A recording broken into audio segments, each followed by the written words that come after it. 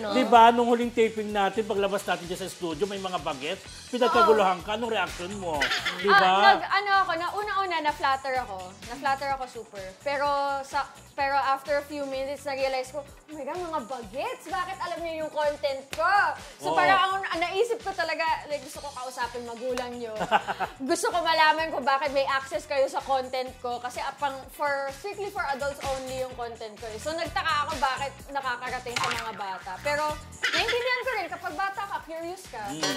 Search ka rin sa internet. So baka they stumbled upon my content. So inisip ko na lang na kahit medyo nakaka-bother, ano na lang, parang part sila ng fandom ko at may sinusuportan pa rin nila ako kahit papano. So may utang na loob pa rin ako.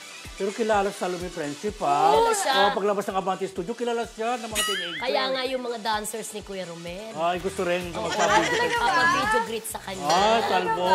Yes. Sige nga, tingnan natin kung Pero alam mo, tawag dito, anong reaction mo? Yung, di ba may sumigaw pa na, Salome, gusto ko ako partner mo sa susunod sa video. Oo, narinig ko yun. Oo. Ay, ako personally, parang iniintindi ko na lang na may mga ganong comments. Pero sa totoo lang, parang medyo nababother ako sa ganon. Kasi alam ko mapili ako sa mga makakapartner ko sa videos. And ayokong nag-a-assume yung mga tao na kung sino-sino lang yung kinukuha ko.